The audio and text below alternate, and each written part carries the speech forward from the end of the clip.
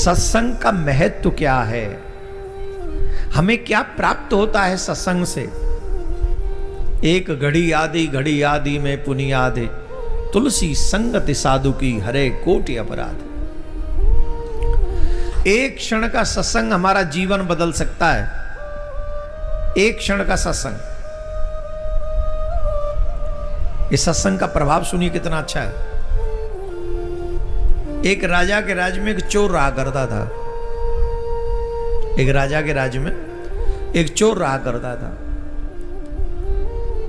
तो चोर रात्रि भर घूमा, उसे कोई नहीं मिला, चोरी करने के लिए कहीं नहीं मिला।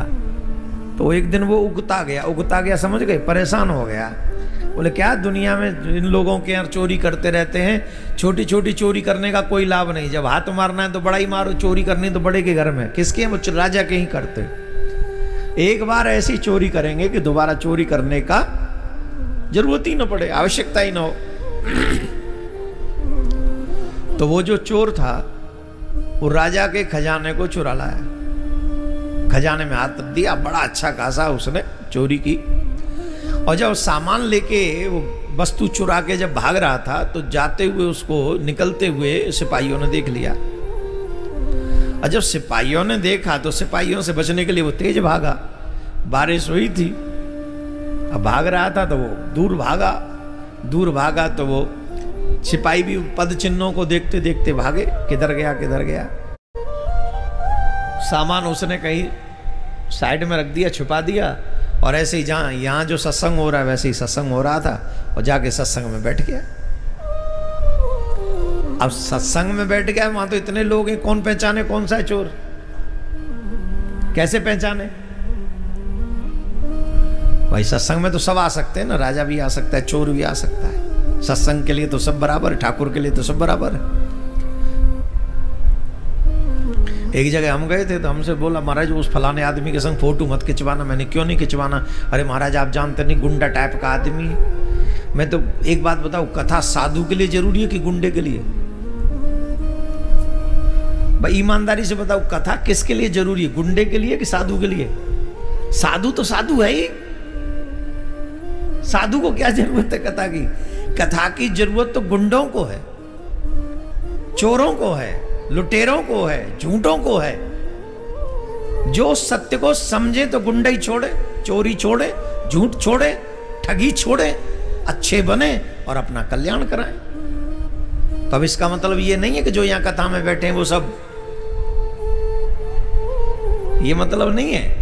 मतलब साधु को भी है अपने आप को और ऊपर उठाने के लिए सत्संग जरूरी है। लेकिन जब बुरा व्यक्ति कथा सुनेगा तो उसे अच्छी चीजें समझ में आएंगी। कितने लोगों को मैंने सुना ये कहते हुए कि आपकी कथा सुन के मदिरा छोड़ दी, आपकी कथा, हम पहले मांस खाते थे वो छोड़ दिया, हम बहुत झूठ बोलते थे। तो ये कथा ने सुधार किया है, ऐसा नहीं है। तो कथा में तो जाना ही चाहिए। चोर भी पहुंच गया, बोले हम भी बैठ जाएं, छुप तो जाएं। अच्छा, उसका मतलब सत्संग सुनने से तो बिल्कुल भी नहीं था, उसका मतलब तो बचने का था, तो घुस गया वो। अब सिपाही भी ढूंढते ढूंढते, निशानों को देखते देखते वहां तक पहुंच गए। अब सिपाही सोच रहे हैं गया तो अंदर ही है, पर इतनी भीड़ है, अब किसको कहें कि तू चोर है। बोले बारिश हो रही थी, माटी लगी होगी कि पैरों में, सत्संग पूरा होने दो, एक एक करके परीक्षा लेंगे। राजा के सिपाहियों ने ऐसे ही किया। राजा के सिपाहियों ने जब एक एक की परीक्षा ली तो वो चोर पकड़ा गया, क्योंकि वो पैरों में माटी लगी थी, वो फिर चिन्ह नब्बाए तो वो सही सेट भी बैठ गए, तो पकड़ लिया कि यही चोर है। वो चलो, बोल चलो। राजा से कहा महाराज इस व्यक्ति ने आपके यहां चोरी करी। राजा ने कहा तुमने चोरी करी? तो चोर ने कहा मैं कसम खा के कहता हूं मैंने इस जीवन में चोरी नहीं करी।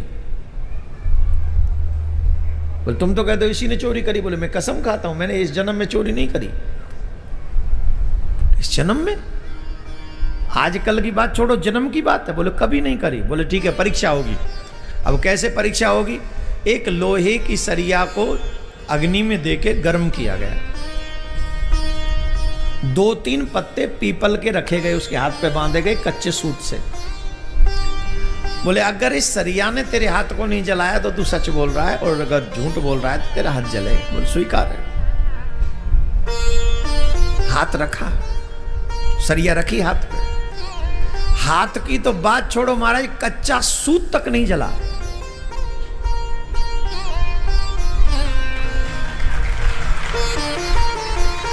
हाथ जलने की तो बात बहुत दूर की बात है। जो पीपल के पत्तों के ऊपर कच्चा सूत बांधा हुआ था, वो कच्चा सूत तक नहीं जला। राजा वो डांटने लगा सिपाहियों को, पागल बनते तुम, किसी को भी उठा लाते हो, चोरी इल्जाम लगाते हो, चोरी जैसा इल्जाम जानते हो कैसा है? बोले महाराज हम कसम खा के कहते हैं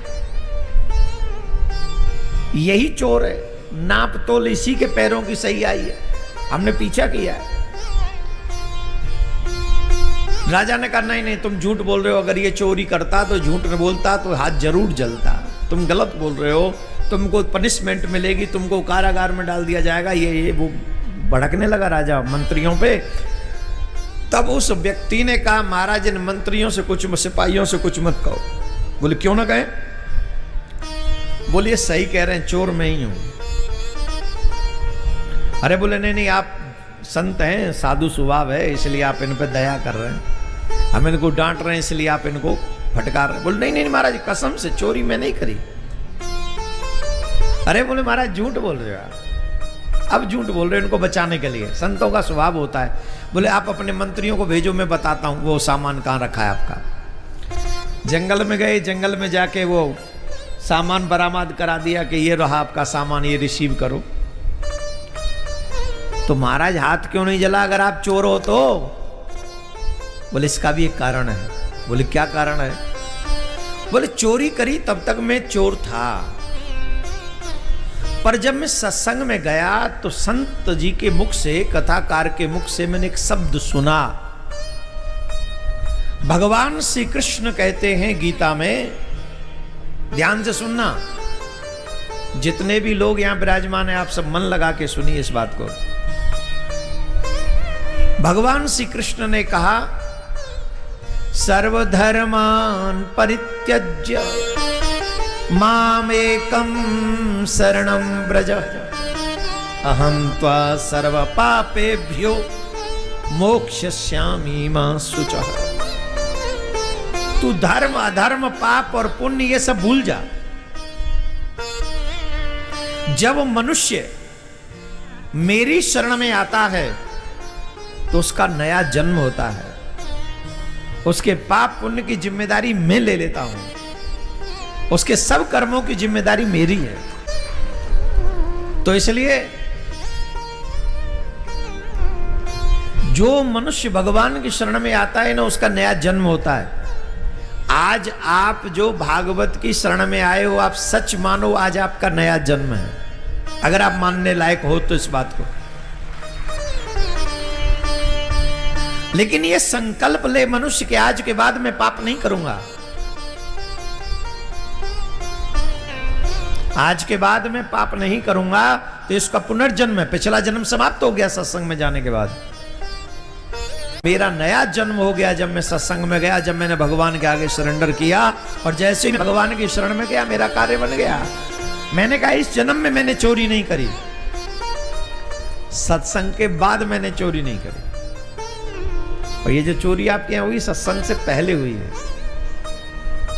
इस बात को राजा ने समझा, राजा ने आदर दिया, पूरी प्रजा में उस व्यक्ति का आदर हुआ, और उसके बाद वो एक साधु के नाम से विख्यात हुआ। मत कथावाचकम नित्यम मत कथा श्रवणे रतम मत कथा प्रीत मनसम नाहम त्यक्ष्यामि तम नरम। जो मेरी कथा कहता है और जो मेरी कथा सदा सुनता है, तथा जो मेरी कथा में मन लगाकर मन ही मन में वो उसका स्मरण करते रहते हैं। जैसे अभी कथा सुनी और आप घर गए और फिर उसी कथा का मनन आप कर रहे हैं, भगवान कहते हैं ऐसे मनुष्यों का मैं कभी त्याग नहीं करता। ये मेरा वाक्य नहीं, भगवान का वाक्य है कि मैं ऐसे कभी त्यागता नहीं ऐसे मनुष्यों को।